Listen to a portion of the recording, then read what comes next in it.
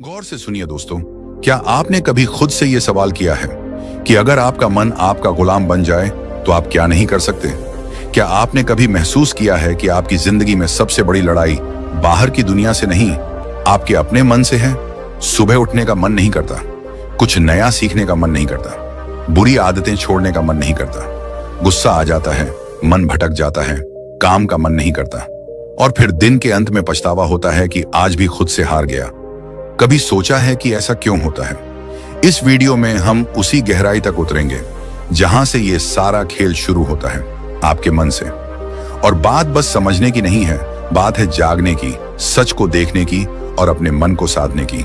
क्योंकि जिसने अपने मन को साध लिया उसने सारा संसार जीत लिया। गौतम बुद्ध ने कहा था, मन ही सब कुछ है, तुम जो सोचते हो वही बन जाते हो। अब जरा सोचिए, अगर आपका मन ही बार बार सोचता है कि मैं कमजोर हूं, मुझे नहीं आता, मेरा ध्यान नहीं लगता, तो वो सोच धीरे धीरे आपका सत्य बन जाती है। और यही है मन की सबसे बड़ी चाल। वो आपकी बनाई हुई आदतों, भावनाओं और यादों का गुलाम बन जाता है और आपको गुलाम बना देता है।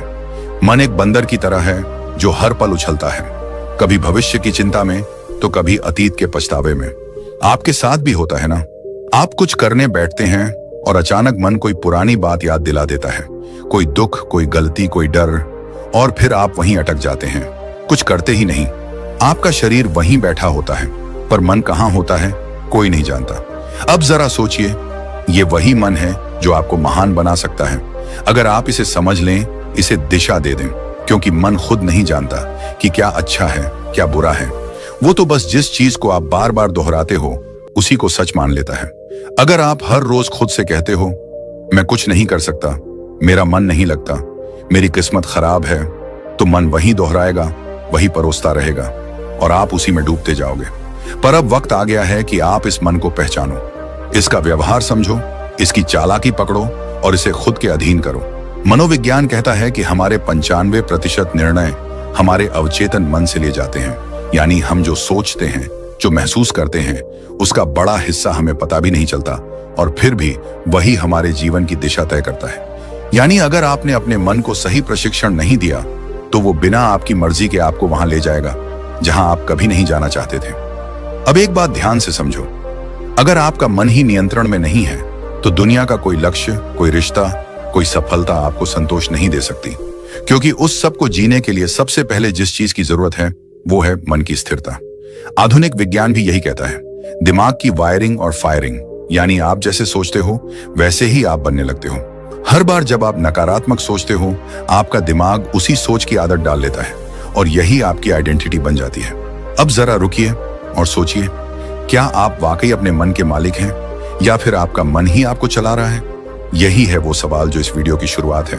क्योंकि जब तक आप इस सवाल का जवाब खुद नहीं ढूंढोगे तब तक कोई बाहरी ज्ञान, कोई मोटिवेशन, कोई तरीका काम नहीं करेगा। इस वीडियो में हम आपके सामने वो रहस्य खोलने वाले हैं जिसके बाद आप जानोगे कि मन को जीतना क्या होता है और कैसे हर आम इंसान अपने मन की शक्ति को जागृत कर सकता है। और याद रखिए, मन को जीतना कोई एक दिन का काम नहीं है, ये एक अभ्यास है, एक यात्रा है, एक युद्ध है जो हर दिन लड़ा जाता है। लेकिन अगर आप इस युद्ध को समझ लें तो जीत पक्की है। अब हम उस बिंदु पर पहुंच चुके हैं जहां से असली सफर शुरू होगा। इस सफर में हम जानेंगे मन को कंट्रोल करने की 5 सबसे शक्तिशाली विधियां जो न केवल आपके विचारों को बदलेंगी बल्कि आपके जीवन की दिशा ही मोड़ सकती हैं। तो बने रहिए इस वीडियो के साथ, क्योंकि अब जो आएगा वो सिर्फ जानकारी नहीं, जागृति है। पहली विधि, सकारात्मक आत्मवार्ता, पॉजिटिव सेल्फ टॉक। क्या आपने कभी अपने आप से कहा है, मुझसे नहीं होगा? स्विंगल, मैं हमेशा गलती करता हूं। जेरेनियम, मेरे बस की बात नहीं है। अगर हां, तो आज इस वीडियो को पूरा देखना आपके जीवन की दिशा को बदल सकता है। क्योंकि जिस व्यक्ति से आप सबसे ज्यादा बातें करते हैं वो कोई और नहीं, आप खुद हैं। और यही बातचीत आपके भविष्य की दिशा तय करती है। हमारा मन जो सोचता है वही हम बनते हैं। ये बात सिर्फ कोई मोटिवेशनल डायलॉग नहीं है, ये विज्ञान भी कहता है और ब्रह्मज्ञान भी। मन को कंट्रोल करने की पहली शक्तिशाली विधि है सकारात्मक आत्मवार्ता, यानी अपने आप से सकारात्मक बातें करना।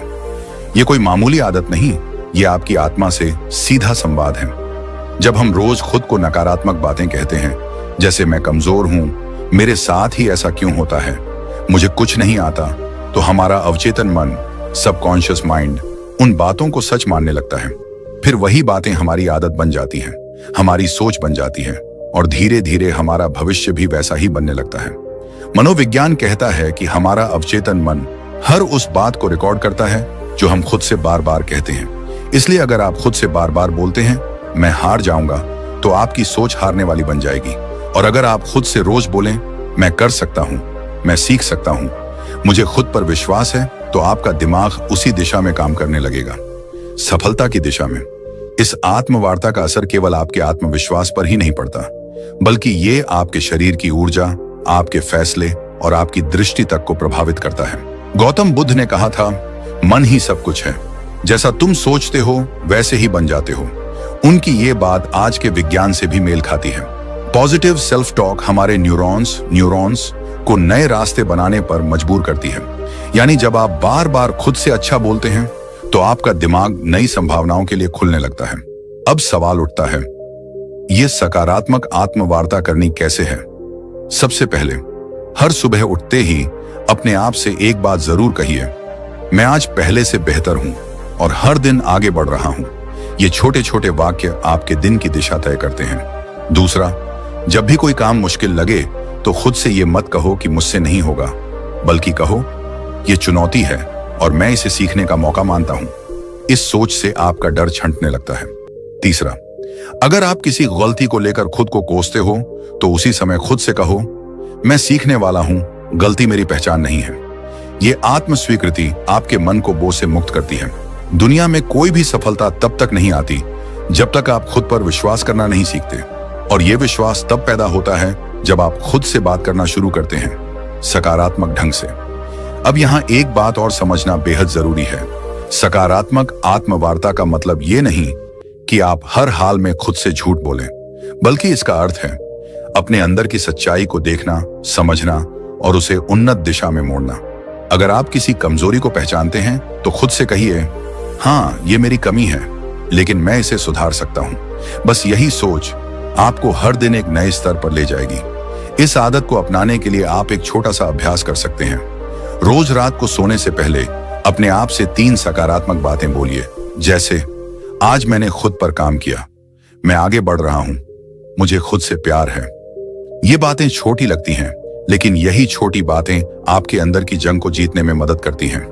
बुद्ध कहते हैं, खुशी हमारे अपने विचारों पर निर्भर करती है। तो अगर आपके विचार आपके खुद के बारे में नकारात्मक होंगे तो आपके जीवन का हर कोना दुखी लगेगा। लेकिन अगर आप अपने अंदर सकारात्मक ऊर्जा भरते हो तो मुश्किलें भी साधारण लगने लगती हैं।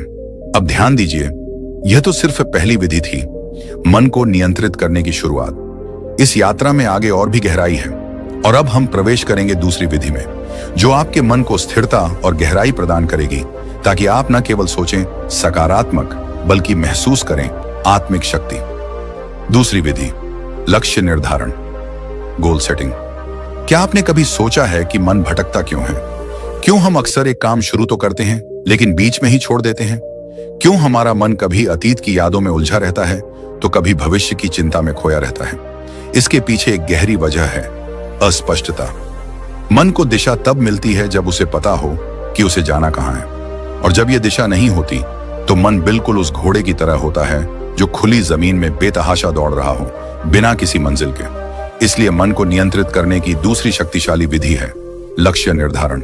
जी हां, स्पष्ट, यथार्थवादी और प्रेरणादायक लक्ष्य। जिस इंसान ने अपने जीवन का उद्देश्य तय कर लिया, उसका मन खुद ब खुद अनुशासित हो जाता है। गौतम बुद्ध ने एक बार कहा था, यदि कोई व्यक्ति एक बाण को निशाने पर चलाता है तो पहले वह जानता है कि निशाना कहां है। उसी प्रकार जीवन को सही दिशा में ले जाने के लिए मनुष्य को पहले अपने लक्ष्य को जानना चाहिए। यह बात सिर्फ बौद्ध दर्शन में नहीं, बल्कि आधुनिक मनोविज्ञान में भी साफ साफ कही जाती है। मनोवैज्ञानिक कहते हैं कि जब आप स्पष्ट लक्ष्य बनाते हैं तो आपका मस्तिष्क एक केंद्र बिंदु ढूंढ लेता है। यह केंद्र बिंदु दिमाग को एक ही दिशा में सोचने, योजना बनाने और मेहनत करने के लिए प्रेरित करता है। जिस तरह से जीपीएस लोकेशन डाले बिना रास्ता नहीं दिखाता, उसी तरह लक्ष्य के बिना आपका मन आपको कहीं नहीं ले जाएगा, या फिर किसी ऐसी जगह पहुंचा देगा जहां आप कभी जाना ही नहीं चाहते थे। यहां पर एक महत्वपूर्ण तथ्य आता है, रेटिकुलर एक्टिवेटिंग सिस्टम RAS, ये हमारे मस्तिष्क का एक खास सिस्टम होता है जो हमें सिर्फ उन्हीं चीजों पर ध्यान देने देता है जो हमारे लक्ष्य से जुड़ी होती हैं। उदाहरण के लिए, अगर आप सोचते हैं कि मुझे एक लेखक बनना है, तो अचानक आपको किताबें, लेखन से जुड़ी जानकारी और अवसर खुद ही दिखने लगते हैं। ये कोई जादू नहीं है, ये आपका लक्ष्य और दिमाग का आपसी तालमेल है। अब सवाल ये है, लक्ष्य कैसा होना चाहिए?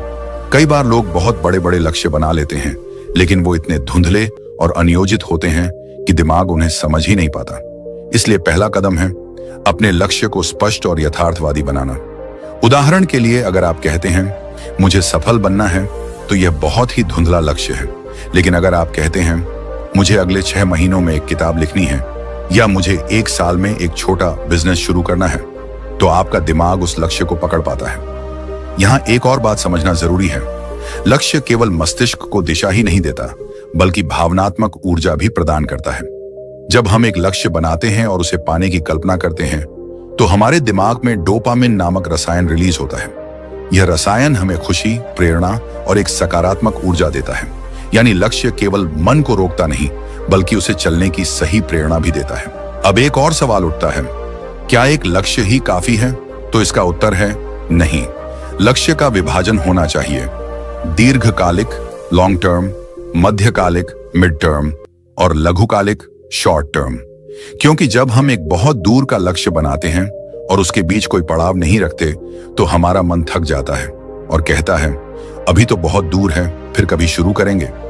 इसलिए छोटे छोटे पड़ाव होना जरूरी है, ताकि मन को हर पड़ाव पर एक संतुष्टि और प्रगति की भावना मिलती रहे। आप जब एक लक्ष्य तय करते हैं और उस पर काम करना शुरू करते हैं, तो आपका मन विकर्षणों को खुद ही ठुकराने लगता है। जैसे ही आपका ध्यान भटकता है, दिमाग आपको याद दिलाता है हमारा लक्ष्य अभी अधूरा है, और यहीं से शुरू होता है मन पर नियंत्रण।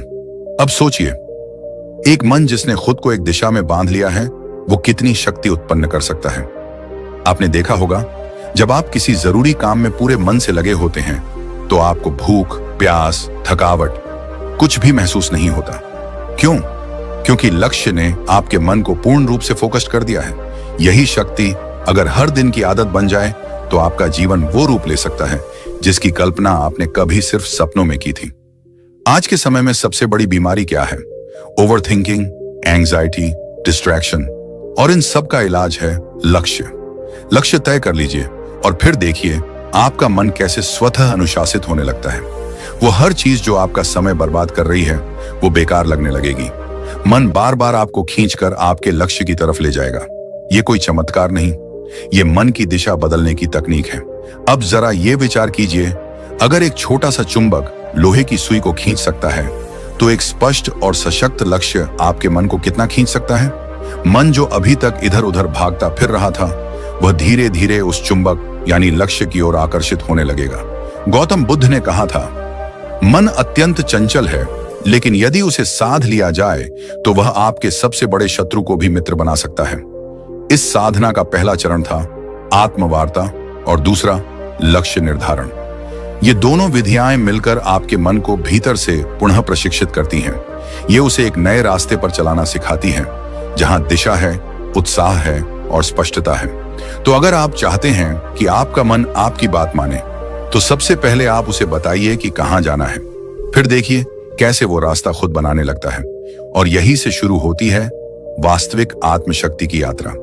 दोस्तों, क्या आप जानते हैं कि हमारा मन सबसे अधिक बेचैन तब होता है जब हमारे पास समय की कोई योजना नहीं होती, जब हम हर काम को टालते जाते हैं, जब दिन रात सिर्फ भाग दौड़ बनकर रह जाते हैं, लेकिन फिर भी मन शांति को नहीं छू पाता। तब असल में दिक्कत समय की नहीं होती, बल्कि उस समय के प्रबंधन की होती है। और यहीं से शुरू होती है मन को काबू में रखने की तीसरी शक्तिशाली विधि, समय प्रबंधन। आज हम जिस दुनिया में जी रहे हैं, वहां व्यस्त रहना एक ट्रेंड बन गया है, लेकिन व्यस्त होना और व्यस्तता का प्रबंधन कर पाना, ये दोनों एक जैसी चीजें नहीं है। अगर आप दिन भर बहुत कुछ करते रहते हैं, लेकिन अंत में थक कर गिर पड़ते हैं और खुद से ही नाराज रहते हैं, तो यकीन मानिए आप समय को नहीं चला रहे, समय आपको चला रहा है। और जब समय हमें चलाने लगे, तो मन खुद ब खुद बेचैन, चिंतित और थका हुआ महसूस करता है। हमारा मस्तिष्क तब सबसे अच्छा काम करता है जब वह जानता है कि अगला कदम क्या है। मन को दिशा चाहिए, स्पष्टता चाहिए और वह स्पष्टता आती है अच्छे समय प्रबंधन से। जब आप हर काम के लिए एक उचित समय निर्धारित कर देते हैं, जब आप जानते हैं कि किस काम को कब करना है, तो आपका मन खुद ब खुद शांत रहता है, क्योंकि उसे पता है अब कुछ भी अनियंत्रित नहीं है। समय प्रबंधन केवल घड़ी की सुइयों को देखने का नाम नहीं है। यह एक विज्ञान है, एक कला है और साथ ही एक साधना है। अगर आपने इसे साध लिया तो आप केवल अपने दिन को नहीं, अपने जीवन को, अपने भाग्य को और अपने मन को भी साध लेंगे। आधुनिक मनोविज्ञान कहता है कि जब हम अपने दिन की योजना बनाते हैं और उसे फॉलो करते हैं, तो हमारा ब्रेन डोपामिन नामक एक रसायन छोड़ता है जो हमें संतुष्टि और ऊर्जा का एहसास कराता है। यह वही रसायन है जो तब निकलता है जब हम कोई उपलब्धि प्राप्त करते हैं।